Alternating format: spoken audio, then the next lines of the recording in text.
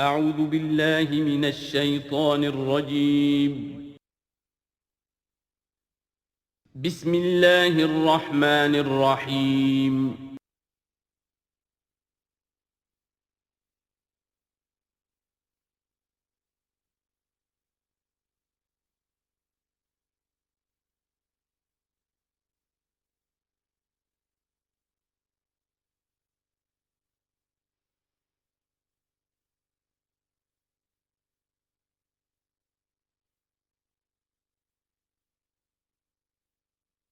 الحمد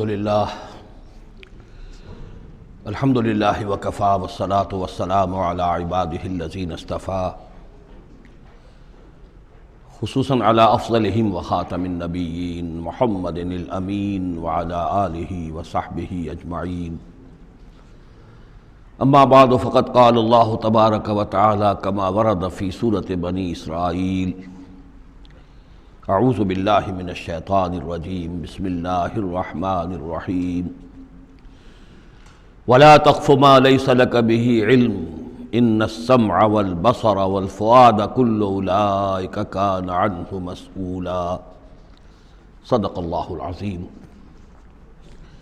رب اشرح لي صدری ويسر لي امری واحلل عقدۃ من لسانی یفقهوا قولی اللہم ربنا الہمنا رشدنا واعذنا من شرور انفسنا اللہم ارنا الحق حقا وارزقنا اتباعه وارنا الباطل باطلا وارزقنا اجتنابه اللہم وفقنا لما تحب وترضى آمین یا رب العالمین۔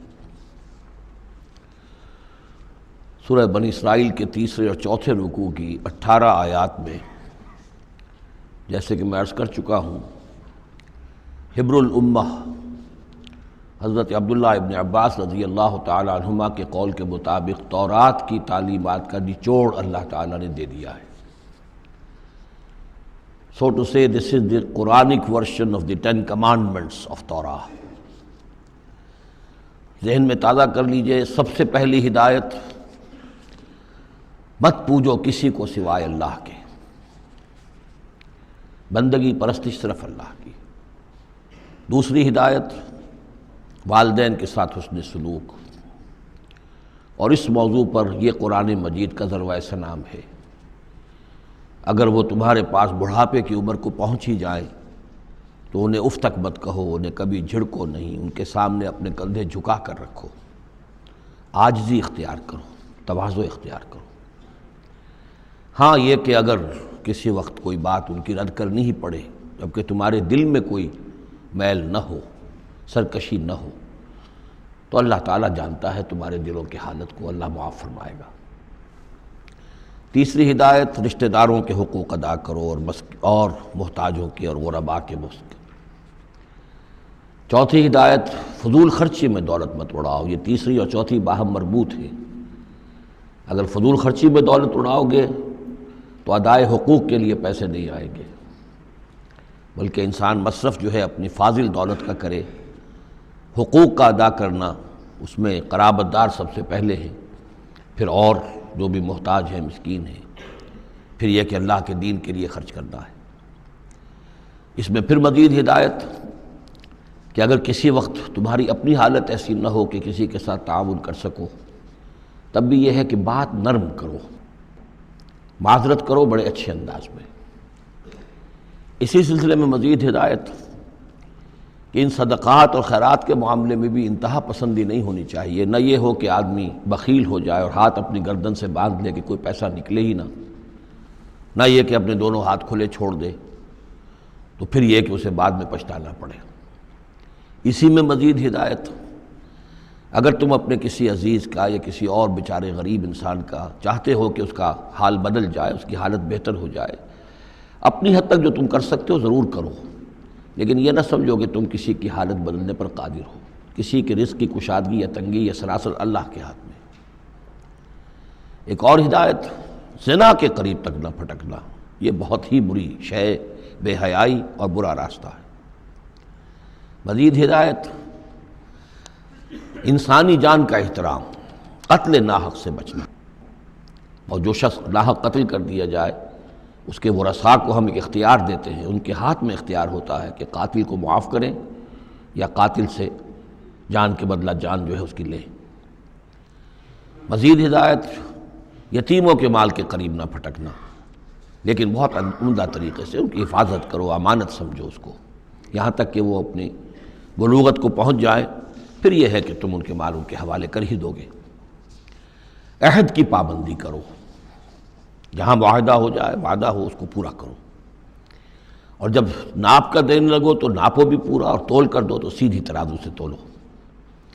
یہی بہتر ہے نتیجے کے اعتبار سے بھی، اسی سے جو بقیت اللہ جو بچ جائے گا تمہارے لیے اس میں برکت ہوگی، اور بے ایمانی سے کم ناپ کر کم تول کر کچھ زیادہ اگر تم نے فوری طور پر حاصل کر بھی لیا تو اس میں برکت نہیں ہوگی بلکہ اس میں نحوست ہوگی۔ ان تمام چیزوں کے بارے میں فرمایا۔ اب جو اس کے بعد جو ہدایت ہے جو بہت اہمیت کی حامل ہے، وَلَا تَقْفُ مَا لَيْسَ لَكَ بِهِ عِلْمٌ، ایسی چیز کے پیچھے مت پڑو یا مت لگو جس کے لیے تمہارے پاس علم نہیں ہے۔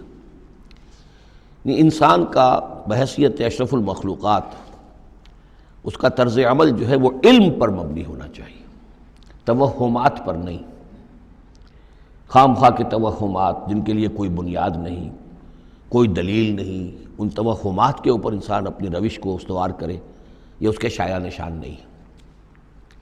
البتہ اب علم جو ہے وہ دو طرح کے ہیں، یہ ہم سورہ بقرہ کے 4 رکوع میں دیکھ آئے ہیں۔ ایک ہے ہیومن نالج، ایکوائرڈ نالج، انسان جو علم حاصل کرتا ہے، اور ایک ہے ریویلڈ نالج جو اسے دیا جاتا ہے، وہ وحی کے ذریعے سے آتا ہے، الہام کے ذریعے سے آتا ہے۔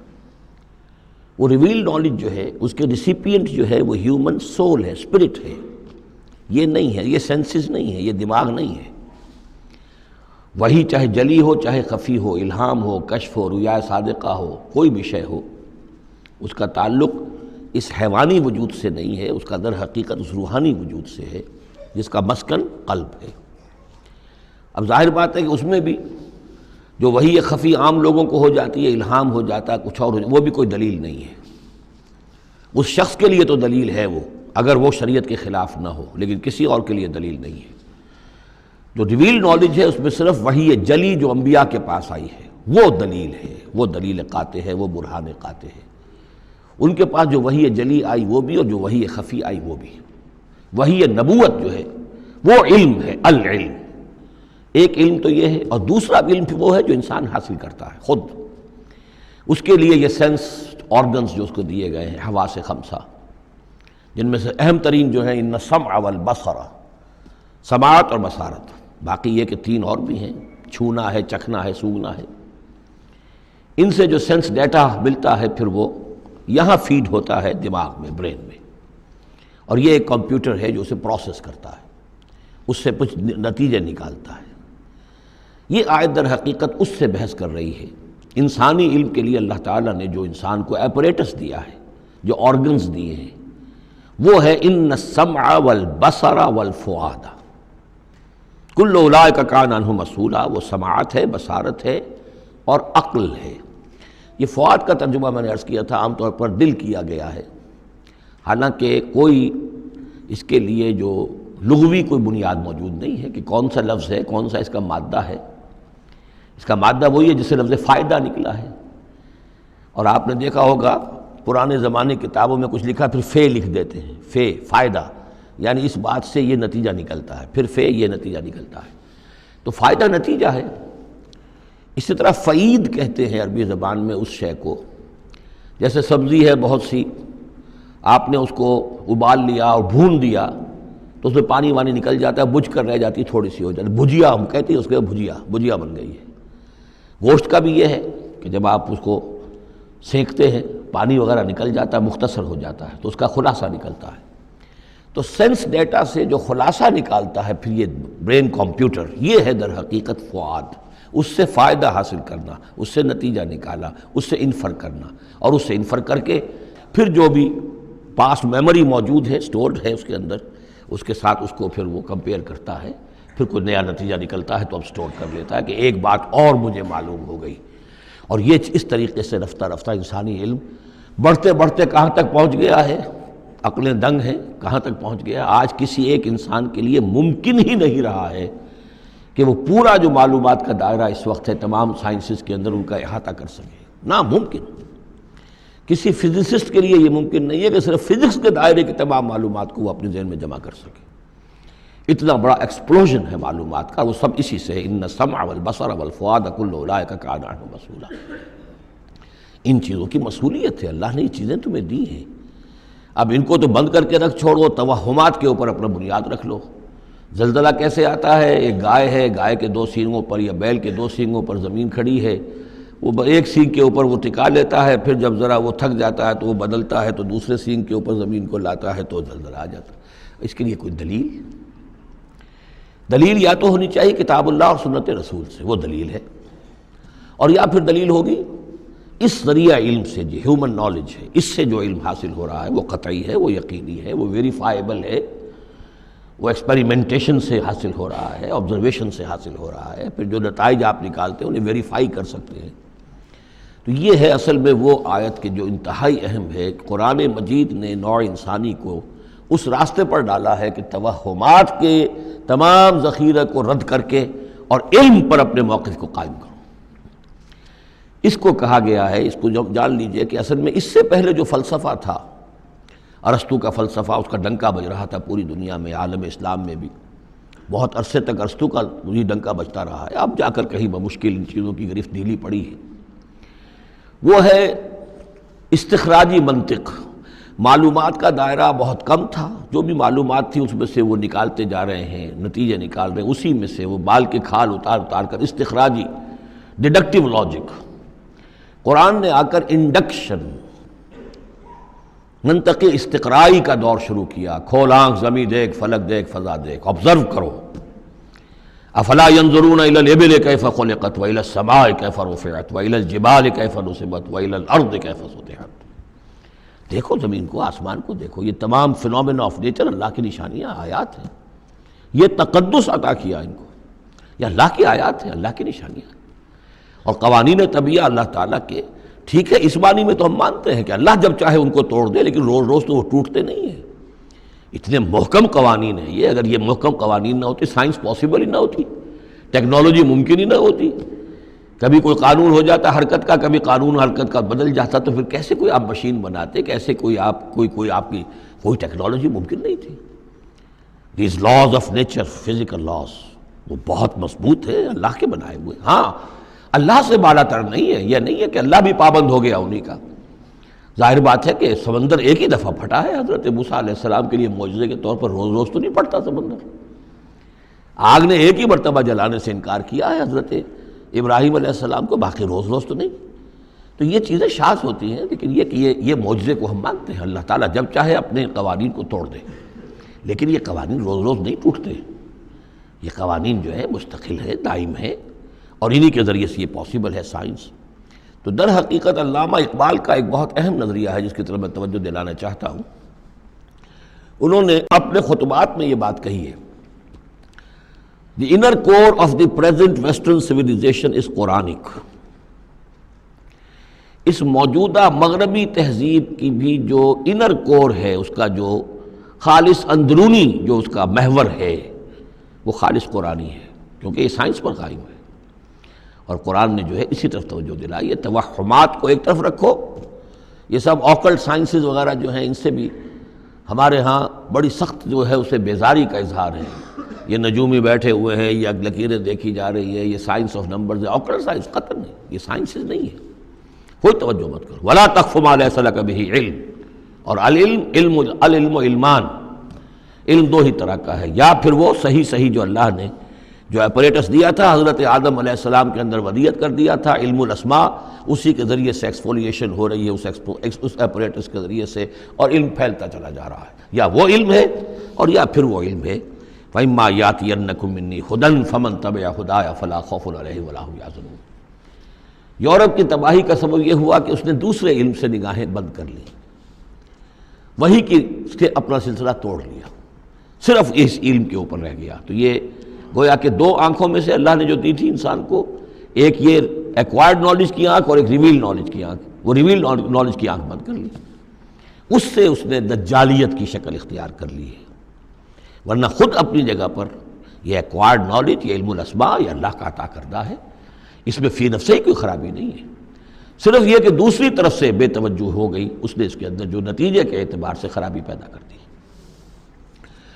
وَلَا تَقْفُ مَا لَيْسَ لَكَ بِهِ عِلْمٌ إِنَّ السَّمْعَ وَالْبَصَرَ وَالْفُؤَادَ كُلُّ أُولَٰئِكَ كَانَ عَنْهُ مسؤولا وَلَا تَمْشِ فِي الْأَرْضِ مَرَحًا، اور زمین میں اکڑ کر مت چلو، إِنَّكَ لَن تَخْرِقَ الْأَرْضَ، کتنے ہی اکڑ کر چلو اور کتنے پاؤں مارو زمین پر، تم زمین کو پھاڑ نہیں سکو گے، وَلَن تَبْلُغَ الْجِبَالَ طُولًا، اور نہیں پہنچ سکو گے پہاڑوں تک اونچائی میں، گردن کتنی ہی اکڑا لو، کتنا اونچا کر لو، اوپر ترا بھی چڑھا لو، کہاں تک چڑھاؤ گے؟ کل ذالک کان سیئہ عند ربک مکروہا، یہ جو ساری باتیں ہیں اس میں جو برائی ہے وہ تیرے رب کو بہت ناپسند ہے۔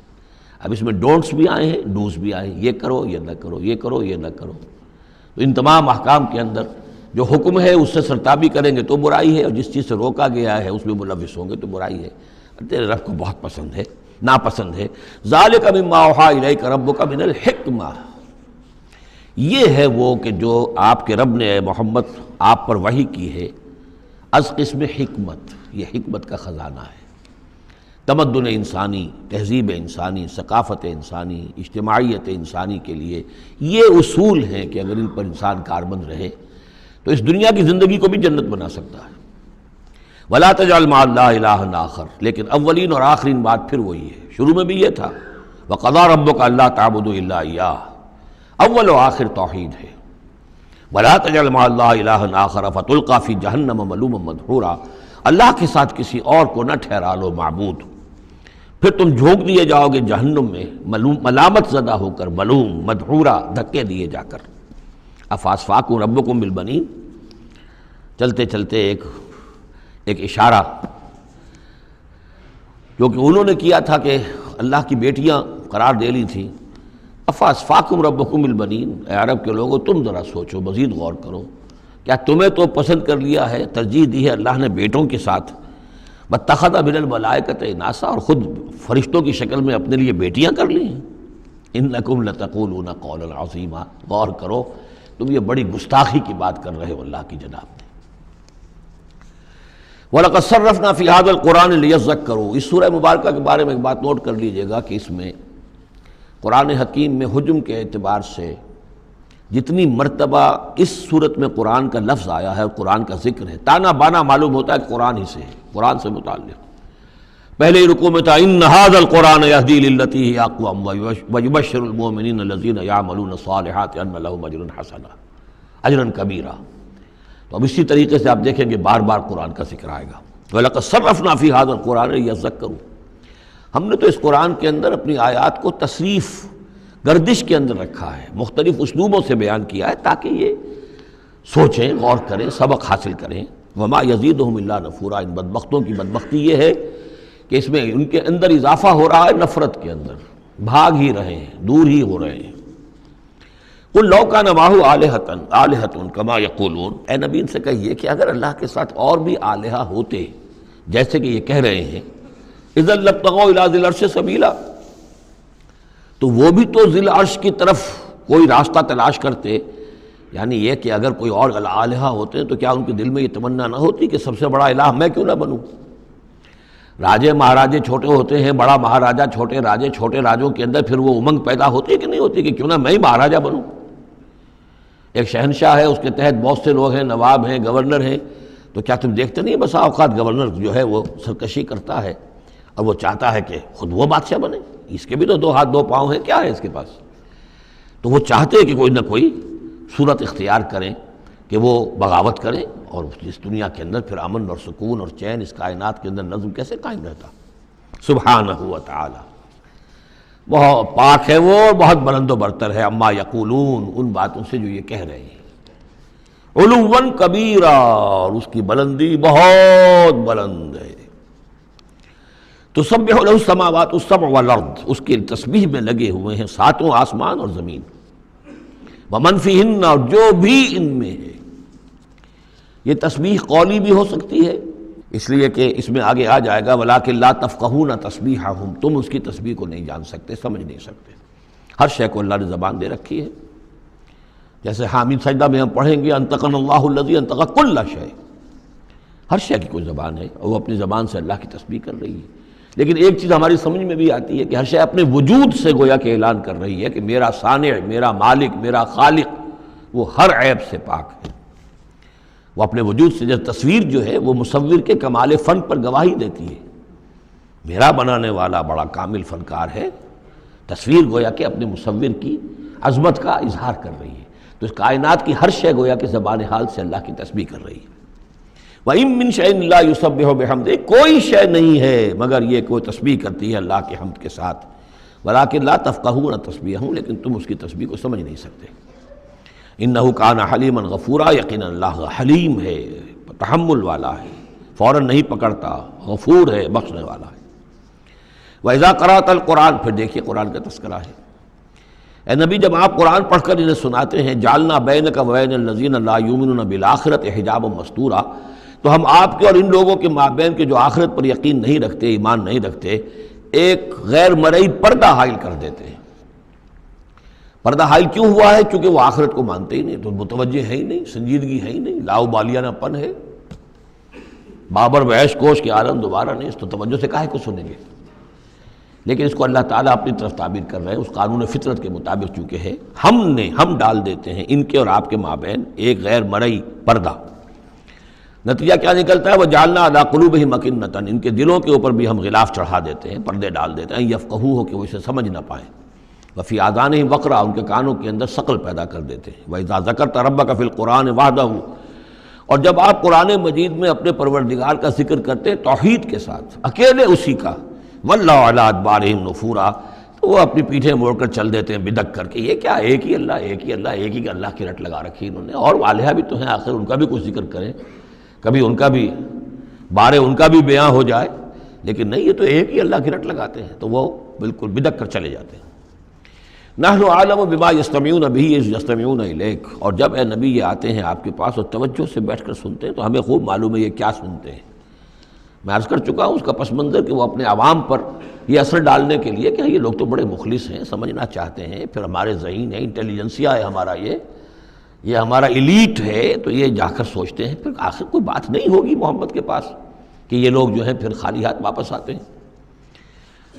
ہمیں خوب معلوم ہے جو یہ سننے کے لیے آتے ہیں آپ کے پاس تو کیا سننے آتے ہیں۔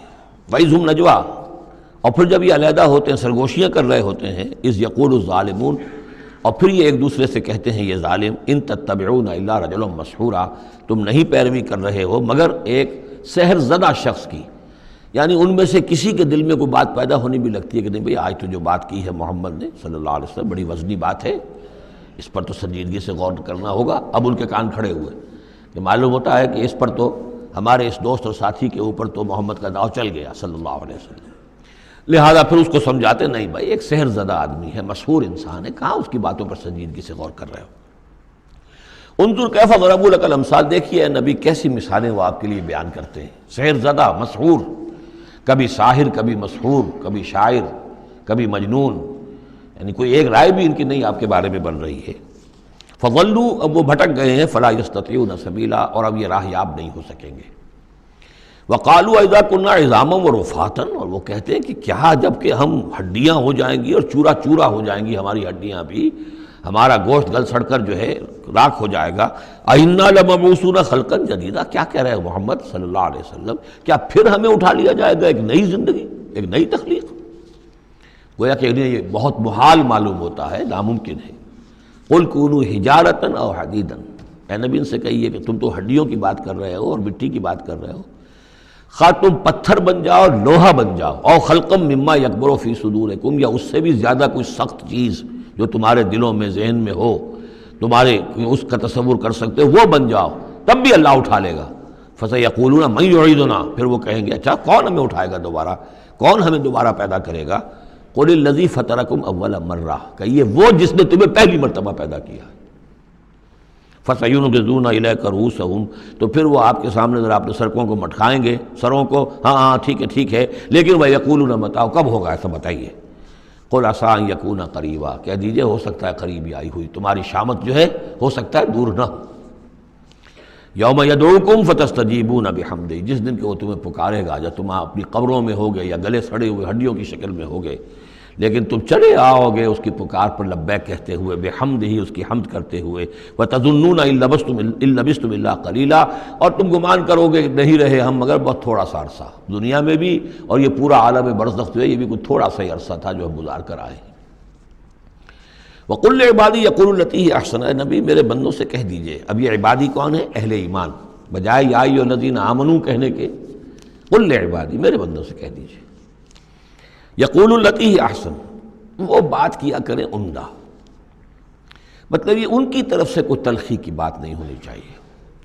اب ان لوگوں کے آباء و اجداد سے بنے ہوئے ان کے خیالات ہیں، عقائد ہیں، ان کی ریتیں ہیں، ان کی رسمیں ہیں، ان کی حمیت ہے، ان کی غیرت ہے، عوام میں جہالت ہے، ان کے چودھریوں میں اپنے مفادات، اپنی حیثیت، اس کا احساس ہے، لہذا یہ تمام رکاوٹیں جو ان لوگوں کے راستے میں حائل ہیں ان کا خیال کریں تو اپنا جو داعی جو ہے اس کے اندر تحمل ہونا چاہیے، حلم ہونا چاہیے، داعی کہیں مشتعل نہ ہو۔ قل لعبادی یقولوا التی ہی احسن، انہیں بات کرنی چاہیے عمدہ۔ ان الشیطان ینزغ بینہم، یقین شیطان تو چاہے گا کہ ان کے درمیان کوئی لڑائی شروع کرا دے، ہاتھا پائی شروع کرا دے۔ ان الشیطان کان للانسان عدوا مبینا، یقیناً شیطان جو ہے وہ تو انسان کا کھلا دشمن ہے ہی۔ ربکم اعلم بکم، تمہارا رب تم سے خوب واقف ہے۔ ان یشاء یرحمکم، وہ چاہے گا تو تم پر رحم فرمائے گا، اور ان یشاء یعذبکم، چاہے گا تمہیں عذاب دے گا۔ وما ارسلناک علیہم وکیلا، اور نبی ہم نے آپ کو ان پر کوئی داروغہ بنا کر نہیں بھیجا ہے کہ آپ ذمہ دار ہیں ان کو ہدایت پر لانے کے، نہیں، یہ معاملہ ہر شخص کا اپنا ہے، ذاتی ہے، his own choice۔ وَرَبُّكَ أَعْلَمُ بِمَنْ فِي السَّمَاوَاتِ وَالْأَرْضِ، اور اللہ آپ کا رب خوب جانتا ہے ان تمام چیزوں کو کہ جو آسمان میں ہے اور زمین میں ہے۔ وَلَقَدْ فَضَّلْنَا بَعْضَ النَّبِيِّينَ عَلَىٰ بَعْضٍ، اور ہم نے بعض انبیاء کو بعض انبیاء پر فضیلت دی ہے۔ اب چونکہ یہ مسئلہ وہی ہے، آخری دور ہے مکے کا، اور وہ خبریں پہنچ چکی ہیں، اور یہ صورت بنی اسرائیل کے تاریخ سے شروع ہو رہی ہے، تو اب ظاہر بات ہے کہ ایک مسئلہ اٹھ کھڑا ہوگا کہ آیا موسیٰ افضل ہیں یا محمد افضل ہیں، یا یہ کہ عیسیٰ افضل ہیں یا محمد افضل ہیں صلی اللہ علیہ وسلم علیہ الصلاۃ والسلام۔ تو یہاں پر مسلمانوں کو اس دعوت اور تبلیغ کے جو تقاضے ہیں ان کے حوالے سے کہ اس بحث میں تم نہ پڑو، اگر اس بات کو تم زیادہ زور دو گے ان میں حمیت پیدا ہو جائے گی، جیسے ہمارے ہاں وہ کھڑے ہو کر الاپتے ہیں سارے نبیوں سے افضل ہمارا نبی، ٹھیک ہے وہ ہے افضل، لیکن خود انہوں نے کہا ہے کہ مجھے یونس ابن متہ پر بھی فضیلت مت دو، حضور کے صحیح حکم کی خلاف ورزی کرتے ہیں جو یہ کہتے ہیں افضل، اس میں کوئی شک نہیں، لیکن یہ کہ اس افضلیت کا اس طریقے کا چرچا کرنا جو ہے اس سے دوسروں کے اندر ایک جو ہے منفی کیفیات پیدا ہوتی ہیں۔ تو اس حوالے سے حضور کی حدیث ہے یہ، مجھے یونس ابن متہ پر بھی فضیلت مت دو، یونس وہ ہیں رسولوں میں سے ایک ہی رسول ہیں دنیا میں جنہیں کچھ اللہ نے سزا دی ہے، پکڑ ہوئی ہے، اور کسی کا معاملہ نہیں، یہ سورہ یونس میں ہم دیکھا ہے، تو آپ نے فرمایا مجھے یونس پر بھی فضیلت مت دو، اس لیے کہ اس بات میں مت پڑھو۔ وَلَقَدْ فَضَّلْنَا بَعْضَ النَّبِيِّينَ عَلَىٰ بَعْضٍ، ہم نے بعض انبیاء کو بعض انبیاء پر فضیلت دی ہے، بس اصولی بات ہے، تِلْكَ الرُّسُلُ فَضَّلْنَا بَعْضَهُمْ عَلَىٰ بَعْضٍ۔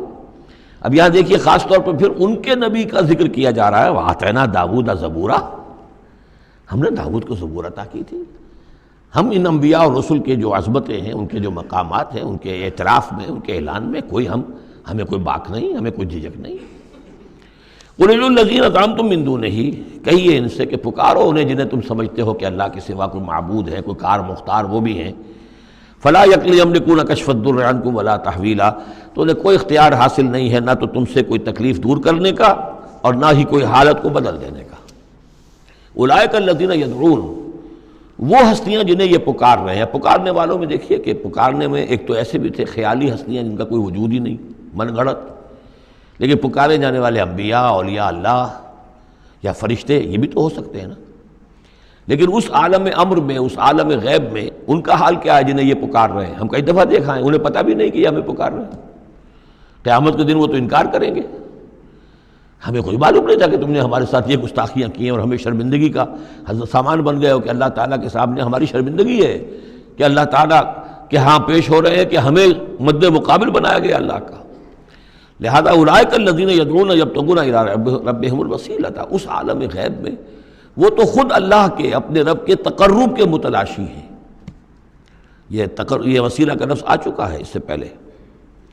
یبتغون الی ربہم الوسیلۃ ایہم اقرب، یعنی اس عالم امر میں بھی درجات ہیں، فرشتے ہیں، طبقہ اسفل کے فرشتے ہیں، پھر درجہ اعلیٰ کے فرشتے ہیں، پھر مقربین بارگاہ ہیں، پھر وہ جو ہے ملائے اعلیٰ جس کو کہا جاتا ہے، ملائکہ مقربین ہیں، تو ان کے اندر بھی ایک درجہ بندی ہے، اور وہ اس عالم کے اندر بھی جیسے یہاں اللہ کے بندے تقرب اللہ کی کوشش کر رہے ہیں، وہ وہاں پر وہ بھی اس عالم کے اندر، بس فرق تو یہی ہے کہ وہ ہماری نگاہوں سے اوجھل ہے۔ یبتغون الی ربہم الوسیلۃ ایہم اقرب، چاہتے ہیں کہ اور آگے بڑھیں اور قرب ہو جائے، ایک دوسرے سے آگے نکل جائیں۔ وَيَرْجُونَ رَحْمَتَهُ، اور اس کی رحمت کے امیدوار ہیں، وَيَخَافُونَ عَذَابَهُ، اور اس کے عذاب سے ڈرتے رہتے ہیں۔ ان عذاب ربک کان محذورا، واقعہ یہ ہے کہ آپ کے رب کا عذاب جو ہے واقعتاً ایسی شے ہے جس سے ڈرتے رہنا چاہیے۔ وَإِن مِّن قَرْيَةٍ إِلَّا نَحْنُ مُهْلِكُوهَا قَبْلَ يَوْمِ الْقِيَامَةِ أَوْ مُعَذِّبُوهَا عَذَابًا شَدِيدًا، اور نہیں ہے کوئی بستی مگر یہ کہ ہم اسے ہلاک کر کے رہیں گے قیامت کے دن سے قبل، یا عذاب دیں گے اسے بہت ہی شدید عذاب۔ اس آیت کو جوڑ لیجئے گا، چونکہ یہ جوڑا ہے یہ سورت اور یہ سورہ کہف، لِيُنذِرَ بَأْسًا شَدِيدًا مِّن لَّدُنْهُ، بہت بڑی جنگ اور بہت بڑی تباہی جو آنے والی ہے قیامت سے قبل، اس کی طرف اشارہ ہے کہ یہ جو، اور آج کل جو بھی آپ تصور کر سکتے ہیں کہ ایٹمک جنگ اگر ہو جائے تو کیا ہوگا دنیا میں، نیوکلیئر وار ہو، اور کسی بھی وہ چھڑ سکتی ہے، لیکن یہ کہ قیامت سے پہلے الملحمۃ العظمیٰ، ایک بہت بڑی جنگ ہونے والی ہے، جس کی کہ احادیث کے اندر خبریں ہیں، جس کا تذکرہ پھر آئے گا سورہ کہف کے اندر صراحت کے ساتھ۔ تو کوئی بستی ایسی نہیں ہے، قیامت سے پہلے وہ عذاب آئے گا۔ اور معذبوها عذابا شدیدا کان ذلک فی الکتاب مستورا، اور یہ تمام چیزیں جو ہیں اللہ کی کتاب میں لکھی ہوئی ہیں، طے شدہ ہیں، وہ آنا ہے، اس کا ایک ٹائم ٹیبل معین ہے۔ وما منعنا ان نرسل بالآیات، اور ہمیں نہیں روکا اس سے کہ ہم آیات بھیجیں۔ اب وہ مسئلہ چھڑ رہا ہے دوبارہ جو سورہ انعام سے چل رہا ہے کہ نشانی کیوں نہیں دکھاتے، حصے نشانی، کوئی معجزہ۔ یہاں اللہ تعالیٰ فرما رہے ہیں کہ ہم نے اس طرح کے معجزے دکھانے کیوں بند کر دیے۔ وما منعنا، نہیں روکا ہم کو اس سے کہ ان نرسل بالآیات، کہ ہم وہ معجزات دکھائیں، الا ان کذب بها الاولون، اس لیے کہ ہم نے یہ دیکھ لیا کہ پچھلوں نے بھی جھٹلایا ان کو۔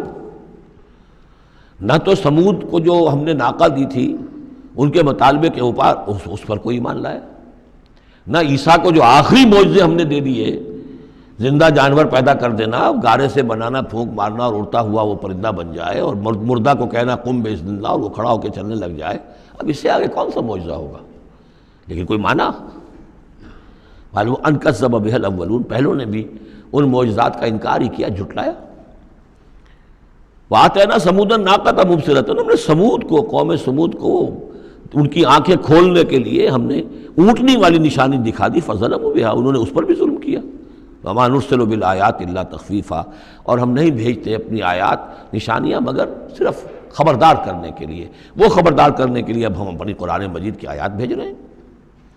وَإِذْ قُلْنَا لَكَ إِنَّ رَبَّكَ أَحَاطَ بِالنَّاسِ، اور جب ہم یہ کہتے ہیں کہ آپ کے رب نے تو لوگوں کا احاطہ کیا ہوا ہے، تب بھی یہ کہتے ہیں اس کا کیا مطلب ہے؟ کہاں ہے اللہ؟ کہاں ہمارا احاطہ ہوا ہوا ہے؟ اب ظاہر بات ہے کہ یہ مسئلہ ہے جو سمجھیے فلسفے کے مشکل ترین مسائل میں سے ہے، حقیقت و ماہیت وجود۔ ایک اللہ کا وجود ہے، ہر جگہ ہے، ہر آن ہے، لیکن یہ کہ یہاں دنیا میں ہے کہ نہیں ہے، یہ دنیا ہے یا اللہ ہے، کیا ہے؟ اب یہ سمجھ میں آنے والی بات نہیں ہے۔ اسی لیے کچھ لوگوں نے اس کو ہماوست، سب قاضیہ کائنات جو ہے خدا ہی ہے، خدا ہی نے یہ روپ دھار لیا ہے۔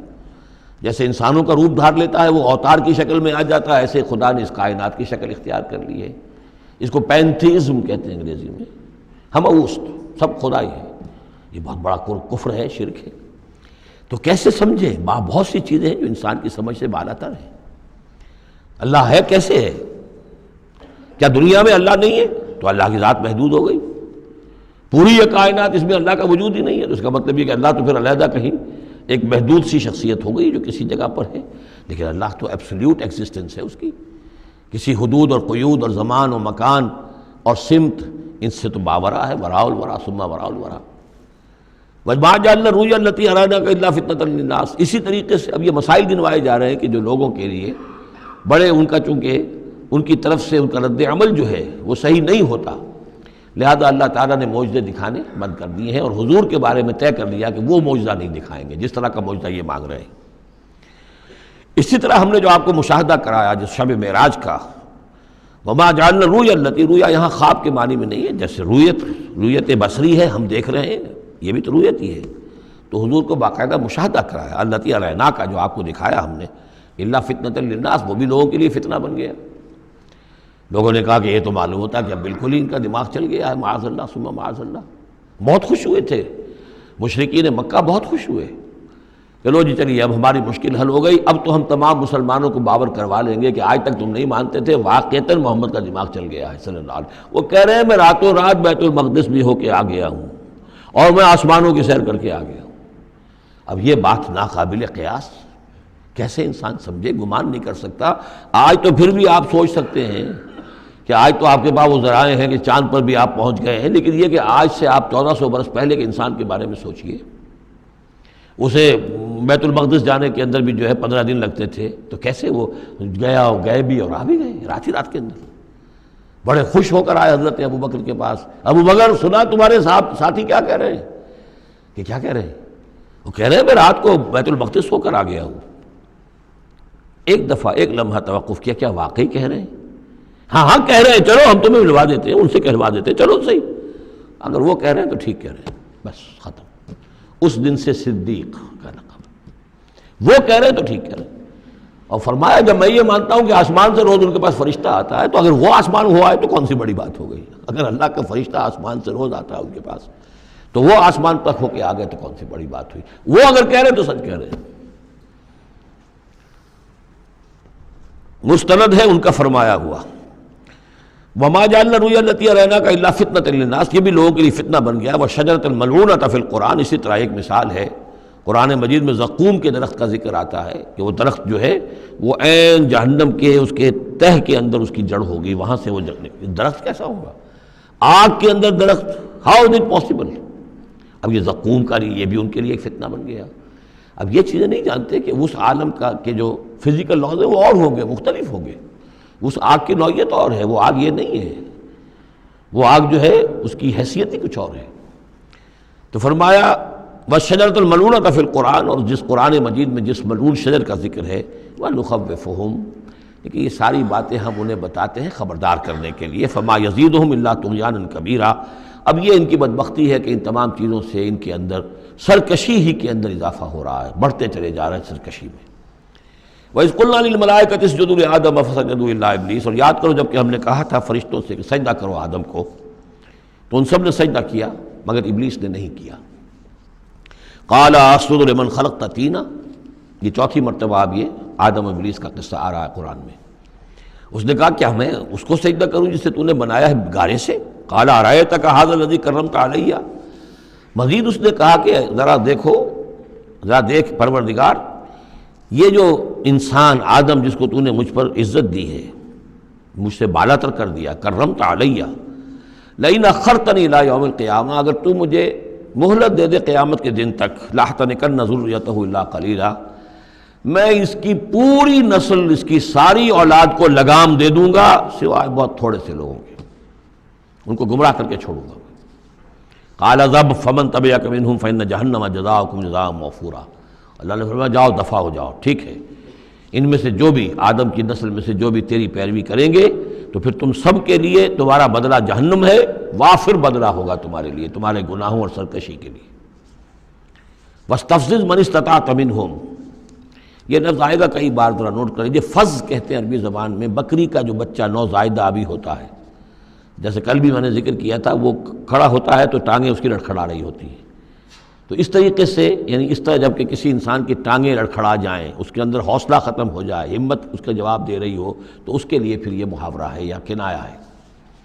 وَاسْتَفْزِزْ مَنِ اسْتَطَعْتَ مِنْهُمْ، تو پھسلا لے ان کو، ان میں سے جس کو چاہے، بِصَوْتِكَ، اپنی آواز سے، وَأَجْلِبْ عَلَيْهِمْ، اور چڑھا لا ان کے اوپر، بِخَيْلِكَ، اپنے سواروں کو، وَرَجْلِكَ، اپنے پیادوں کو، وَشَارِكْهُمْ فِي الْأَمْوَالِ وَالْأَوْلَادِ، اور تجھے کھلی چھوٹ ہے ان کے ساتھ مشارکت کر، ساجھا کر مال میں اور اولاد میں، وعدہم، اور ان سے جو چاہے وعدے کر جھوٹے سچے، وما یعدہم الشیطان الا غرورا، لیکن نہیں وعدہ کرتا ان سے شیطان مگر دھوکے کے۔ ان عبادی لیس لک علیہم سلطان، میرے بندوں پر تجھے اختیار کوئی نہیں ہوگا۔ ورزلا لو جس طرح، سبز باغ دکھا لو جس طرح، جو چاہو وسوسہ اندازی کر لو، اس کا اختیار ہے، لیکن یہ اختیار نہیں ہے کہ میرے کسی بھی بندے کو تم زبردستی اس کی مرضی کے خلاف، اس کی مرضی کے بغیر گمراہی پر لے جاؤ۔ وَكَفَىٰ بِرَبِّكَ وَكِيلًا، اور کافی ہے تیرا رب ان کے لیے کارساز جو اللہ کے بندے جو شیطان سے بچنا چاہیں۔ ربکم الذی یسجی لکم الفلک فی البحر، تمہارا رب وہ ہے جو چلاتا ہے کشتیوں کو سمندر میں یا دریا میں، لتبتغوا من فضلہ، تاکہ تم اس کے فضل کو حاصل کر سکو۔ انہ کان بکم رحیما، یقیناً وہ تم پر بہت ہی رحیم ہے اور شفیق ہے۔ وَإِذَا مَسَكُمُ الضُّرُّ فِي الْبَحْرِ، یہ مضمون کئی دفعہ آ چکا ہے، جب تمہیں تکلیف پہنچتی ہے سمندر میں، طوفان آتا ہے، موت نظر آتی ہے، ضَلَّ مَن تَدْعُونَ إِلَّا إِيَّاهُ، تو سب گم ہو جاتے ہیں تم سے، بھول جاتے ہیں ان سب کو جن کو تم عام حالات میں پکارتے ہو، جن کو ڈنڈوت کرتے ہو اور جن کے سجدے کرتے ہو۔ فَلَمَّا نَجَّاكُمْ إِلَى الْبَرِّ، سوائے اللہ کے سب کو بھول جاتے ہو، صرف اللہ کو پکارتے ہو، پھر جب اللہ تعالیٰ تمہیں بچا کر نکال کر لے آتا ہے خشکی پر، اعرضتم، پھر اعراض کرتے ہو، پھر رخ موڑ لیتے ہو۔ وَكَانَ الْإِنسَانُ كَفُورًا، یقیناً انسان بہت ناشکرا ہے۔ أَفَأَمِنْتُمْ أَن يَخْسِفَ بِكُمْ جَانِبَ الْبَرِّ، تو کیا تم اس سے ڈرتے نہیں کہ وہی اللہ تمہیں زمین میں خشکی میں بھی تو دھنسا سکتا ہے کہ نہیں؟ آسودہ ساحل تو ہے مگر شاید تجھے معلوم نہیں، ساحل سے بھی موجیں اٹھتی ہیں، خاموش بھی طوفان ہوتے ہیں، کیا خشکی میں لوگ بڑھتے نہیں ہیں؟ وہاں جب تھے تو چیخ رہے تھے، چلا رہے تھے، اللہ کو پکار رہے تھے، خشکی پر آتے ہی، اور اب تم بھول گئے اللہ کو، تو کیا اللہ یہاں تمہیں دھنسا نہیں سکتا زمین میں؟ ان یخسف بکم جانب البر اور یرسل علیکم حاصبا، یا تم پر ایک ایسی تیز آندھی بھیج دے اس بر پر، خشکی پر، کہ جس میں پتھر ہوں اور پتھراؤ ہو تمہارا اور تم ہلاک ہو جاؤ۔ ثم لا تجدوا لکم وکیلا، پھر تمہیں کوئی بچانے والا نہ ملے۔ ام امنتم ان یعیدکم فیہ تارۃ اخری، تو کیا تمہیں اس کا ڈر نہیں رہا کہ پھر کبھی دوبارہ اللہ تمہیں لے جائے اسی سمندر میں؟ فیرسل علیکم قاصفا من الریح، اور پھر ایک زوردار جھکڑ تمہارے اوپر چھوڑ دے، فیغرقکم بما کفرتم، اور تمہیں غرق کر دے تمہارے کفر کی پاداش میں۔ ثم لا تجدوا لکم علینا تبیعا، پھر تم ہمارا کوئی نہیں پاؤ گے کہ جو ہمارا تعاقب کر سکے، ہم سے باز پرس کر سکے کہ وہ فلاں لوگوں کے ساتھ یہ معاملہ کیوں کر دیا گیا۔ وَلَقَدْ كَرَّمْنَا بَنِي آدَمَ وَحَمَلْنَاهُمْ فِي الْبَرِّ وَالْبَحْرِ، یہ آیت بھی انسان کی، جیسا کہ میں نے بار عرض کیا ہے، جو بھی کریشن ہے اللہ کا، اس کا کلائمیکس انسان ہے۔ گویا کہ یہ سارا سلسلہ جو ہے تنزلات، اللہ کا حرف کن، اور کن سے وہ خلق نور، اس نور سے وہ تخلیق ارواح انسانیہ اور ملائکہ، پھر ایکسپلوژن، دی بگ بینگ، اور اس سے وہ حرارت اور وہ آتشی کرے، اور اس دور میں جنات کی جو تخلیق ہوئی، اور پھر اس کے بعد ان کا ٹھنڈا ہونا، اور پھر یہ بارش کا برسنا، اور بارش اور زمین، پانی اور زمین کے اب یہاں سے جو حیات ارضی ہے اس کا آغاز ہونا۔ ہر دو عالم خاک شد تا بست نقش آدمی، اے بہار نیستی از قدر خود ہوشیار باش۔ وَلَقَدْ كَرَّمْنَا بَنِي آدَمَ، اور ہم نے بڑی تکریم کی ہے، عزت کی ہے آدم کے نسل کی۔ وَحَمَلْنَاهُمْ فِي الْبَرِّ وَالْبَحْرِ، اور ہم اٹھائے پھرتے ہیں اس کو، گویا کہ جیسے کہ گود میں کوئی لے کر چل رہا ہو۔ ہم، ظاہر بات ہے نظام قدرت ہے اللہ کا ہے، ہم اسے اٹھائے پھرتے ہیں۔ حَمَلْنَاهُمْ فِي الْبَرِّ وَالْبَحْرِ، بر میں بھی اور بحر میں بھی۔ وَرَزَقْنَاهُمْ مِنَ الطَّيِّبَاتِ، اور ہم انہیں پاکیزہ رزق دیتے ہیں، عمدہ چیزوں کا۔ وَفَضَّلْنَاهُمْ عَلَىٰ كَثِيرٍ مِّمَّنْ خَلَقْنَا تَفْضِيلًا، اور فضیلت دی ہے ہم نے انہیں اپنی بہت سی مخلوقات کے اوپر، بہت بڑی فضیلت دی ہے۔ یوم ندعو کل اناس بامامہم، اب تصور کرو جن کے رتبے ہیں سوا، ان کی سوا مشکل ہے، جب یہ مقام دیا گیا ہے تو محاسبہ بھی ہوگا، حساب کتاب بھی ہوگا، جواب دہی بھی ہوگی۔ حیوانات سے کوئی جواب دہی نہیں ہے۔ یوم ندعو کل اناس بامامہم، جس دن کہ ہم ہر لوگوں کو پکاریں گے اپنے اپنے اماموں کے ساتھ، اپنے اپنے لیڈروں کے ساتھ، آؤ۔ فمن اوتی کتابہ بیمینہ، تو جس کو بھی دیا جائے گا اعمال نامہ اس کے داہنے ہاتھ میں، فاولئک یقرؤون کتابہ، وہ پڑھیں گے اپنے اعمال نامے کو خوشی کے ساتھ، ولا یظلمون فتیلا، اور ان پر دھاگے کے برابر بھی ظلم نہیں کیا جائے گا۔ ومن کان فی ہذہ اعمی فہو فی الآخرۃ اعمی، جو اس دنیا میں اندھا رہا وہ وہاں بھی اندھا ہوگا، جس نے یہاں آیات الہی کو دیکھا ہی نہیں، حیوانوں کا سا دیکھنا دیکھا، انسانوں کا سا دیکھنا نہیں دیکھا، دیدن دیگر آموز، سنیدن دیگر آموز کی نوبت نہیں آئی۔ جو یہاں اندھے رہے تو آخرت میں بھی اندھے ہوں گے، بلکہ اس سے بھی زیادہ اضل سبیلا، بھٹکے ہوئے ہوں گے۔ وَإِن كَادُوا، یہ بہت اہم مضمون آیا ہے جو اس سے پہلے سورہ یونس میں آیا تھا، اب یہاں آیا ہے۔ وَإِن كَادُوا لَيَفْتِنُونَكَ عَنِ الَّذِي أَوْحَيْنَا إِلَيْكَ لِتَفْتَرِيَ عَلَيْنَا غَيْرَهُ، اور اے نبی یہ لوگ تو تلے ہوئے ہیں اس بات پر کہ آپ کو بچلا دیں، فتنے میں ڈال دیں اس چیز کے بارے میں جو ہم نے آپ کی طرف وحی کی ہے، تاکہ آپ کوئی اور شے گھڑ کر ہماری طرف، اس قرآن کے سوا کوئی شے گھڑ کر ہماری طرف منسوب کر دیں۔ سورہ یونس میں آیا تھا کہ انہوں نے کہا ایت بقرآن غیر ھذا او بدلہ، اے نبی اے محمد یہ قرآن بہت ریجڈ ہے، ان کمپرومائزنگ ہے، اس کو تو ہم قبول نہیں کر سکتے، ناٹ ایکسیپٹیبل۔ ہاں کچھ اس میں ترمیم کرو، کچھ کو بدل دو، کچھ نرمی کرو، کچھ ہماری بات مانو، کچھ اپنی بنواؤ، وہی دباؤ۔ اور آپ اندازہ کر لیجئے جو میں آپ کو واقعہ سنا چکا ہوں کہ کس طریقے سے عوام کے اوپر ان لیڈروں نے اپنا اثر قائم کر لیا تھا۔ وہ لوگ سمجھتے تھے کہ ٹھیک تو کہہ رہے ہیں یہ، بھئی رسالت کا دعویٰ کر رہے ہیں تو اس معجزہ دکھائیں۔ ادھر یہ ہے کہ اللہ تعالیٰ کا فیصلہ یہ کہ معجزہ نہیں دکھائیں گے۔ ان کان کبر علیک اعراضهم فان استطعت ان تبتغي نفقا في الارض او سلما في السماء فتاتيهم بآية، اگر آپ کے اندر طاقت ہے تو لے آئیے کہیں سے معجزہ، کوئی آسمان پہ سیڑھی لگائیں یا زمین میں سرنگ لگا لیں، لے آئیے اس معجزہ، ہم تو نہیں دکھائیں گے۔ تو کس قدر دباؤ تھا حضور پر صلی اللہ علیہ وسلم۔ اس دباؤ میں اس کا بھی اضافہ ہے کہ کہتے اچھا ٹھیک ہے محمد ہم بات مان لیں گے آپ کی، ذرا یہ اس کے اندر ترمیم کیجیے، ایت بقرآن غیر ھذا او بدل، وہی بات یہاں ہے۔ وَإِن كَادُوا لَيَفْتِنُونَكَ عَنِ الَّذِي أَوْحَيْنَا إِلَيْكَ لِتَفْتَرِيَ عَلَيْنَا غَيْرَهُ، یہ تلے ہوئے ہیں کہ آپ کو بچلا دیں گے اس چیز سے اور منحرف کر دیں گے کہ جو ہم نے آپ کی طرف وحی کی ہے، تاکہ کچھ اور چیز گھڑ کر آپ ہماری طرف منسوب کر دیں۔ وَإِذًا لَاتَّخَذُوكَ خَلِيلًا، اور پھر یہ آپ کو اپنا دوست بنا لیں گے۔ دوست کیا، وہ تو بادشاہ بنانے کو تیار تھے، ہم آپ کو بادشاہ ماننے کو تیار ہیں۔ وَلَوْلَا أَن ثَبَّتْنَاكَ، بہت اہم آیت ہے یہ، اور اگر ہم نے ہی نہ آپ کے پاؤں جما دیے ہوتے۔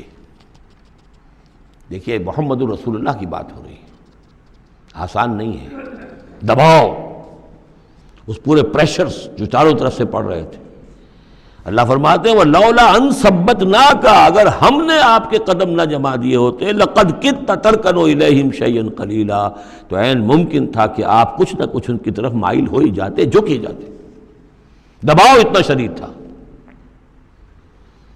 لولا ان ثبتناک، بالکل ویسے ہی جیسے کہ حضرت یوسف کے بارے میں فرمایا وَلَقَدْ هَمَّتْ بِهِ وَهَمَّ بِهَا لَوْلَا أَن رَأَىٰ بُرْهَانَ رَبِّهِ، اس عزیز کی بیوی نے تو قصد کیا ہی تھا، یوسف بھی کرتا، اگر اللہ کی ایک برہان نہ دیکھ لیتا، اس کا امکان موجود تھا کہ بنائے تب بشری، وہی معاملہ یہاں۔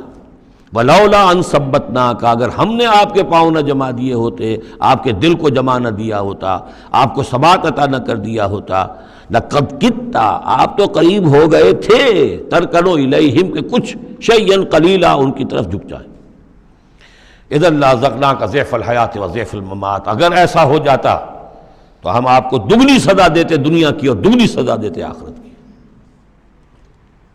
الرب رب وإن تنزل والعبد عبد وإن ترقى ثم لا تجد لك علينا نصيرا، پھر نہ پاتے آپ اپنے لیے ہمارے مقابلے میں کوئی مددگار، آپ کو چھڑانے والا کوئی نہ ہوتا۔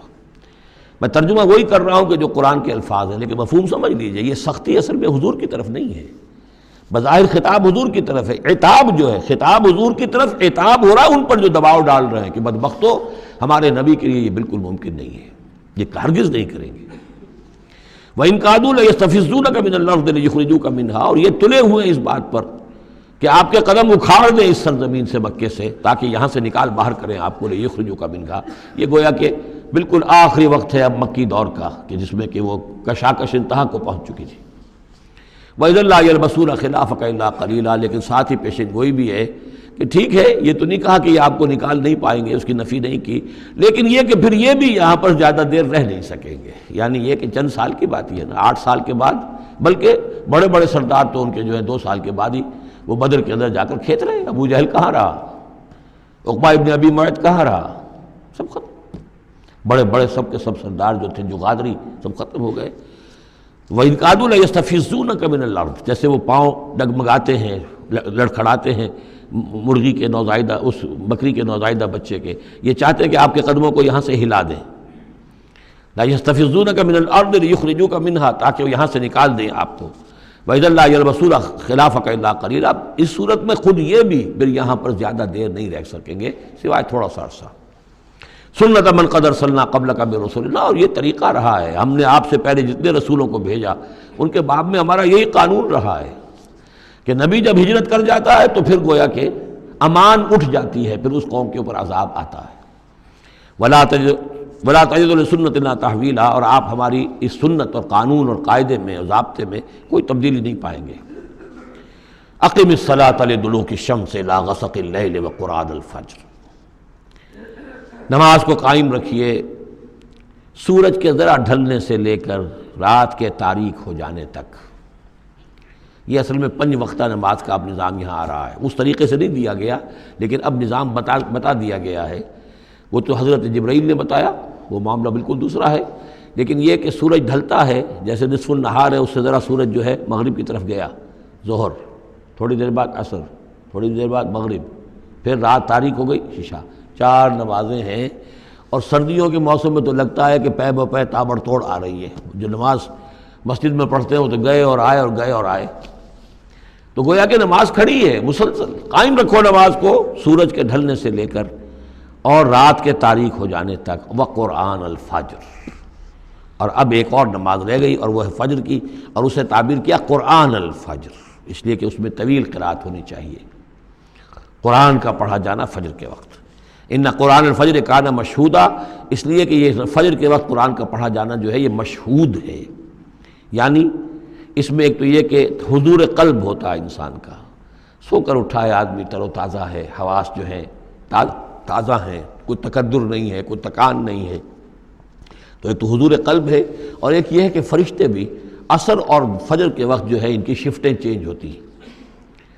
یہ دونوں نمازوں میں یہ جو ہیں دونوں شفٹوں والے موجود ہوتے ہیں، رات والے آتے ہیں عصر کے وقت اور دن والوں کی چھٹی ہوتی ہے، اور فجر میں یہ ہے کہ رات والوں کی چھٹی ہونے والی ہے اور دن والے آ کر چارج لیتے ہیں، تو فرشتوں کی حاضری کا وقت ہے۔ وَمِنَ اللَّيْلِ فَتَہَجَّدْ بِهِ، اور نماز کے ایک حصے میں سے آپ جاگیے اس قرآن کے ساتھ، بہی کو یہاں نوٹ کیجئے، جیسے سورہ انعام میں نے بار بار نوٹ کرایا تھا، انذر بہی ذکر بہی، تبشیر ہو اس قرآن کے ذریعے سے، تذکیر اس قرآن کے ذریعے سے، انذار اس قرآن کے ذریعے سے۔ تو تہجد جو ہے جاگنا قرآن کے ساتھ جاگنا ہے۔ اب ہمارے ہاں چونکہ قرآن لوگوں کو یاد نہیں ہوتا، تو جو پڑھتے بھی ہیں تہجد وہ تو 8 رکعتیں جیسے تیسے جو قل هو اللہ کے ساتھ پڑھ کر پھر بیٹھ کر کوئی مراقبہ کر لیا، کوئی اور ذکر کر لیا، وہ اصل تہجد وہ نہیں، اصل تہجد یہ ہے طویل قرات رات کو کھڑے ہو کر کی جائے۔ نافلۃ لک، یہ اضافی شے ہے اے نبی آپ کے لیے۔ عسیٰ ان یبعثک ربک مقام محمودا، امید ہے کہ آپ کا رب آپ کو مقام محمود پر فائز کرے گا۔ یہ مقام محمود کو بہت بلند مقام ہے میدان حشر میں اور پھر جنت میں، جس کی حقیقت کو ہم اس وقت نہیں جان سکتے۔ وَقُلْ رَبِّ أَدْخِلْنِي مُدْخَلَ صِدْقٍ وَأَخْرِجْنِي مُخْرَجَ صِدْقٍ، اب یہ ہجرت کا حکم ہے جو حضور کو دیا جا رہا ہے، یعنی جب آیا ہے حکم، اجازت آئی ہے، تو ساتھ ہی یہ دعا بھی تلقین کر دی گئی، اور یہ کہیے اے رب میرے مجھے داخل فرما جہاں تو نے مجھے داخل کرنا ہے، یعنی یثرب میں، مدینہ منورہ میں، اس وقت تک اس کا نام یثرب تھا، تو میرا داخلہ جو ہے سچا داخلہ ہو، عزت کے ساتھ داخلہ ہو، اعزاز کے ساتھ داخلہ ہو، مبوع صدق جیسے سورہ یونس میں آیا تھا، وَأَخْرِجْنِي مُخْرَجَ صِدْقٍ، اور یہاں مکے سے مجھے نکال، تو یہاں سے نکال باعزت طریقے پر، وَاجْعَلْ لِي مِن لَّدُنْكَ سُلْطَانًا نَصِيرًا، اور اب پھر آپ اپنے خزانہ فیض اور فضل سے مجھے سند عطا کیجئے، اختیار عطا کیجئے، حکومت کی طاقت عطا کیجئے۔ یعنی اب جو نیا دور آ رہا تھا، جو آپ جا رہے تھے مدینہ منورہ، تو اصل میں گویا کہ آپ کا استقبال تو وہاں ایسے ہونے والا تھا جیسے بادشاہ کا استقبال ہوتا ہے۔ جاتے ہی وہاں آپ کو وہ حیثیت حاصل ہو گئی کہ اوس اور خزرج کے دونوں قبیلے جو ہیں انہوں نے گویا کہ آپ کو اپنا حاکم تسلیم کر لیا ایک معنی میں، اور یہودیوں کے تینوں قبیلوں سے آپ نے جو ہے جا کر معاہدے کر لیے، تو آپ تو فوری طور پر بے تاج بادشاہ ہو گئے۔ اسی کی دعا تلقین کی جا رہی ہے، اللہ تعالیٰ نے جو چیز دینی تھی ایک دعا کی شکل میں گویا کہ محمد رسول اللہ صلی اللہ علیہ وسلم کو تلقین فرما دیا۔ وَقُلْ رَبِّ أَدْخِلْنِي مُدْخَلَ صِدْقٍ وَأَخْرِجْنِي مُخْرَجَ صِدْقٍ وَاجْعَلْ لِي مِن لَّدُنْكَ سُلْطَانًا نَصِيرًا۔ وَقُلْ جَاءَ الْحَقُّ وَزَهَقَ الْبَاطِلُ، اور کہہ دیجئے حق آ گیا باطل گیا۔ اگرچہ حق کے آنے میں باطل کے جانے میں ابھی بظاہر تو چند سال ہیں، ابھی 8 سال کے بعد مکہ فتح ہوگا، لیکن یہ کہ عالم امر میں تو فیصلہ ہو چکا اللہ تعالیٰ کے ہاں، تو اس کے لیے جو بھی ہے ٹائم ٹیبل معین ہے۔ قل جاء الحق وزهق الباطل ان الباطل کان زہوقا، یقیناً باطل جو ہے وہ تو ہے ہی بھاگ جانے والی شے، اس کے لیے کوئی صبر اور ثبات ہے ہی نہیں۔ وَنُنَزِّلُ مِنَ الْقُرْآنِ مَا هُوَ شِفَاءٌ وَرَحْمَةٌ لِّلْمُؤْمِنِينَ، اور ہم اس قرآن میں سے دیکھیے کتنی مرتبہ قرآن کا ذکر آ رہا ہے، سب سے زیادہ کثرت کے ساتھ قرآن مجید میں اگر اوسط لگائیں گے تو اس ایوریج کے ساتھ قرآن کا ذکر خود قرآن کی کسی صورت میں اتنا موجود نہیں ہے جتنا کہ سورہ بنی اسرائیل میں ہے۔ اور ہم اس قرآن میں وہ چیز نازل فرما رہے ہیں ما هو شفاء ورحمۃ للمؤمنین، جو شفا ہے اور رحمت ہے اہل ایمان کے حق میں۔ سورہ یونس کی 2 آیتیں پھر ذہن میں لے آئیے، یا ایھا الناس قد جاءتکم موعظۃ من ربکم وشفاء لما فی الصدور وہدی ورحمۃ للمؤمنین۔ وہی بات یہاں ہے، یہ شفا ہے سینے کے روگ، کفر، شرک، تکبر، حسد، حب مال، حب جاہ، حب اولاد، حب دنیا، یہ تمام محبتیں جو ہیں ان کی جڑ کاٹ دینے والی شے۔ ننزل من القرآن ما هو شفاء ورحمۃ للمؤمنین ولا یزید الظالمین الا خسارا، لیکن یہ ظالموں کو نہیں اضافہ کرتا ظالموں کے لیے مگر خسارے کا۔ یضل بہ کثیرا ویہدی بہ کثیرا۔ وَإِذَا أَنْعَمْنَا عَلَى الْإِنسَانِ أَعْرَضَ وَنَأَىٰ بِجَانِبِهِ، اور جب ہم انسان کے اوپر اپنی نعمتوں کی بارش کرتے ہیں تو اب وہ اکڑنے لگتا ہے، اعراض کر جاتا ہے، ہمیں بھول جاتا ہے اور ایک طرف کو کرنی کترا جاتا ہے۔ وَإِذَا مَسَّهُ الشَّرُّ كَانَ يَئُوسًا، جب کوئی تکلیف آ پڑتی ہے تو مایوس ہو کر رہ جاتا ہے، ہمت ٹوٹ جاتی ہے۔ قُلْ كُلٌّ يَعْمَلُ عَلَىٰ شَاكِلَتِهِ، اے نبی کہہ دیجئے ہر شخص اپنے شاکلہ کے مطابق عمل کر رہا ہے۔ یہ شاکلہ کیا ہے؟ اس سے پہلے میں شاید بیان کر چکا ہوں، لا یکلف اللہ نفسا الا وسعہا کے ذیل میں، کہ اللہ تعالیٰ نے ہر انسان کی ایک شخصیت کے کچھ حدود ہیں جو معین کی ہوئی ہیں، ان حدود سے وہ تجاوز نہیں کر سکتا، اس کا سارا امتحان انہی حدود کے اندر ہے۔ جو جینز مجھے ملے ہیں، جو جینز آپ کو ملے ہیں، ظاہر بات ہے میرا چوائس نہیں ہے، they are given for me, آپ کے لیے بھی گیون ہے۔ ان میں کیا صلاحیتیں ہیں، کون سی چیز زیادہ ہے کون سی کم ہے، اللہ جانتا۔ پھر یہ کہ جس ماحول میں مجھے پیدا کیا، جس میں آپ کو پیدا کیا، جو حالات میرے تھے جو آپ کے تھے وہ بھی اللہ تعالیٰ کی طرف سے دیے ہوئے تھے۔ ان دونوں چیزوں سے جو شے وجود میں آتی ہے وہ شاکلہ ہے، وہ پیٹرن ہے۔ جیسے کہ آپ کو کوئی دھات جس سے کوئی شے ڈھال کر بنانی ہے تو پہلے اس کا سانچہ بناتے ہیں، اس سانچے میں پھر اس دھات کو اس کو میلٹ کر کے جب اس کو پگھلا کر ڈالتے ہیں تو اسی کی شکل اختیار کر لیتی ہے۔ تو یہ پیٹرن ہے۔ اب اس کے اندر آدمی نیکی کے لیے، بدی کے لیے، جو بھی کرتا ہے، بھلائی کے لیے، اس پیٹرن کے اندر اندر کرے گا، اس سے آگے نہیں جا سکتا، جس کو آپ انگریزی میں کہتے ہیں one can not outgrow his skin. کتنے ہی آپ پھیل جائیں، موٹے ہو جائیں، وہ کھال اور پھیل جائے گی، کھال سے باہر تو نہیں نکل سکیں گے، کتنے ہی آپ فرما ہو جائیں۔ تو یہ شاکلہ ہے، اس شاکلہ کے اندر اندر آپ کو کام کرنا ہے۔ اللہ جانتا ہے کہ اس نے شاکلہ کون سا دیا تھا آپ کو، اس کے حساب سے، اس کی مناسبت سے حساب لے گا آپ سے۔ لا یکلف اللہ نفسا الا وسعہا، فربکم اعلم بمن هو اہدی سبیلا۔ اسی کو حضور نے بیان فرمایا کہ الناس کالمعادن، معدنیات کی طرح ہے، کہ سونے کی اور ہے اور چاندی کی اور ہے۔ تو تیرا رب خوب جانتا ہے کہ کون ہے وہ کہ جو زیادہ ہدایت پر ہے، راستے پر، راستے کے اعتبار سے۔ وَيَسْأَلُونَكَ عَنِ الرُّوحِ، یہ ان 3 سوالوں میں سے ایک تھا کہ جو پوچھے گئے تھے حضور سے امتحاناً۔ جیسے پہلے ایک سوال کیا گیا تھا کہ یہ بنی اسرائیل مصر کیسے پہنچ گئے، کیا ماجرا تھا ان کے پہنچنے کا، ایسے ہی یہ 3 سوال ایک مرتبہ انہوں نے پوچھوائے تھے یہودیوں نے، یہود کے علماء نے، کہ یہ محمد نبوت کا دعویٰ کر رہے ہیں تو آپ لوگ پوچھئے ان سے ذرا، پہلی بات تو یہ پوچھئے کہ روح کی کیا حقیقت ہے، دوسرے یہ ذوالقرنین کون تھے، ان کے کیا حالات تھے، تیسرے اصحاب کہف کون تھے۔ تو اصحاب کہف اور ذوالقرنین کے سوالوں کا جواب سورہ کہف میں ہے جو اگلی سورت ہے۔ روح کے بارے میں یہاں مختصر جواب دیا جا رہا ہے۔ یسألونک عن الروح، یہ آپ سے روح کے بارے میں پوچھ رہے، قل الروح من امر ربی وما اوتیت من العلم الا قلیلا، یہ تیرے رب، آپ کے رب کے امر میں سے ہے، یہ عالم امر کی شے ہے، اور نہیں دیا گیا تمہیں علم میں سے مگر تھوڑا سا۔ عالم امر کا علم تم حاصل نہیں کر سکتے، تمہارے لیے سارا علم جو ہے وہ عالم خلق کا علم ہے۔ تمہاری یہ ساری جو ان السمع والبصر والفؤاد، اس کی رسائی جو ہے وہ عالم خلق تک ہوگی، اس سے آگے نہیں۔ عالم امر کی باتیں جو ہیں ان میں عالم غیب ہے، وہ تمہارے لیے اس پر تمہیں ایمان بالغیب لانا ہوگا۔ الذین یؤمنون بالغیب ویقیمون الصلاۃ ومما رزقناہم ينفقون۔ ہاں یہ جان لو کہ یہ اس عالم خلق کی شے نہیں ہے، یہ روح جو ہے کچھ اور شے، کہیں اور سے آئی ہے، یہ عالم امر کی شے ہے۔ عالم امر جیسا کہ میں نے عرض کیا، یا فرشتے عالم امر سے متعلق ہیں یا ارواح انسانیہ، یا ان کی کمیونیکیشن جو ہوتی ہے، فرشتہ جب بات کرتا ہے تو وہ روح جس کو ہم کہتے ہیں وحی، وہ بھی روح ہے۔ تو یہ 3 چیزیں ہیں کہ جن کا تعلق عالم امر سے ہے۔ اور روح انسانی بھی انہیں میں شامل ہے۔ بارک اللہ لی و لکم فی القرآن العظیم ونفعنی وإیاکم بالآیات والذکر الحکیم۔